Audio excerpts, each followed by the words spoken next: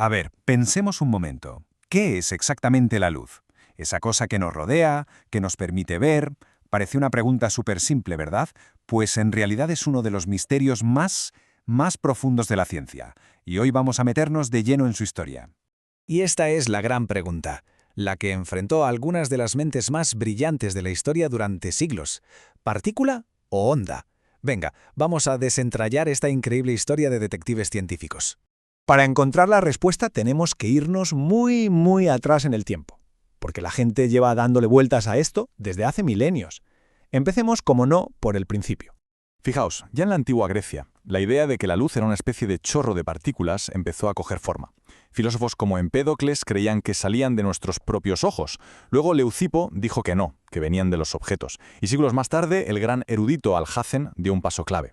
Llegó y dijo, un momento, nuestros ojos son en realidad receptores. Así, pieza a pieza, se iban sentando las bases de este gran misterio.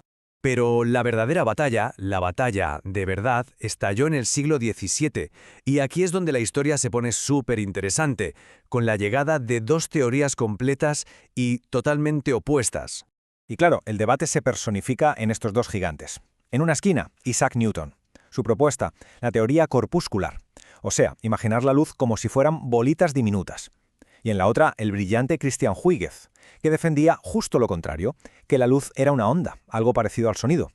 Dos visiones, como veis, radicalmente opuestas. El desacuerdo era así de simple y a la vez así de profundo. Para Newton, partículas. Para Huygens, ondas. La pregunta del millón era ¿quién de los dos tenía razón?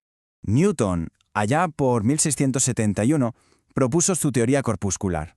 Para él, la luz estaba hecha de pequeñas partículas, o corpúsculos. La verdad es que esta idea explicaba muy bien por qué la luz viaja en línea recta y por qué vemos las cosas. Era una idea intuitiva, sencilla y, claro, venía respaldada por la gigantesca autoridad que era Newton. Pero solo unos años más tarde, en 1678, Huygens presentó su alternativa.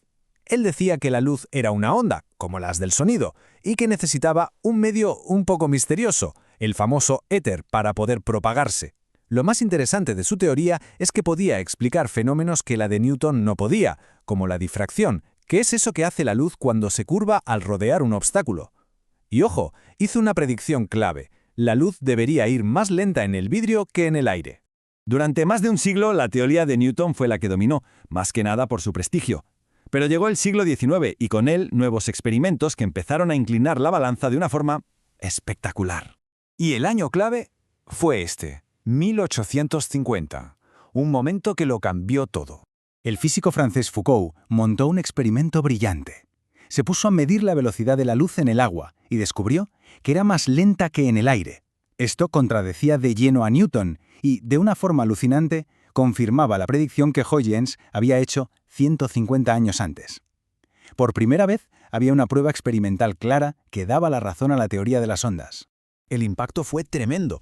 Parecía que por fin se había resuelto el debate. La teoría de las ondas había ganado. Pero la historia no acaba aquí, ni mucho menos. Avancemos unos años a 1865, para ver el golpe de gracia.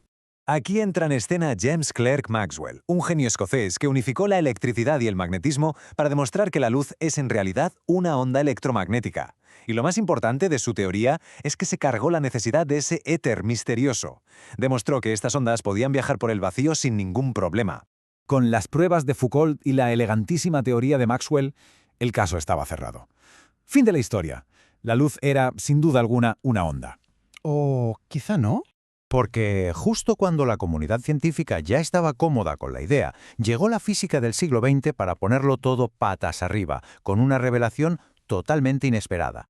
En 1924, el físico francés Louis de Broglie lanzó una idea de las que hacen historia. Propuso que esa división tan clara entre partículas y ondas, pues que no era tan clara. Sugirió que toda partícula en movimiento, como un electrón, también tenía una onda asociada. Y eso, por supuesto, incluía la luz. Y así, de repente, nació uno de los conceptos más extraños y fascinantes de toda la física, la dualidad onda-partícula. La idea de que algo puede ser dos cosas aparentemente contradictorias al mismo tiempo. Lo que nos lleva, claro, a la pregunta del principio. Después de siglos de debate, ¿quién ganó? ¿El equipo Newton con sus partículas o el equipo Huygens con sus ondas? Pues la respuesta, por increíble que parezca, es que los dos tenían razón. Y a la vez, Los dos estaban equivocados. La realidad era muchísimo más rara de lo que ninguno de los dos hubiera podido imaginar jamás. Este es el punto clave de todo. La luz, por así decirlo, vive una doble vida. Cuando está viajando por el espacio se comporta como una onda. Se expande, crea patrones de interferencia, lo que hacen las ondas. Pero en el momento en que interactúa con la materia, cuando choca contra un detector o la absorbe un átomo, ¡zas!, se comporta como una partícula, un paquetito de energía discreto, que llamamos fotón. O sea que su naturaleza depende, y esto es lo alucinante, de cómo la estemos observando. Esta revelación no solo cambió nuestra forma de entender la luz, sino que cambió nuestra forma de entender la realidad entera. Es un principio que está en el corazón de tecnologías como los láseres o las cámaras digitales, y al final nos deja con una pregunta fascinante. Si algo tan básico como la luz puede tener una naturaleza dual tan extraña, ¿qué otras sorpresas nos estarán esperando ahí fuera, en el universo, listas para ser descubiertas?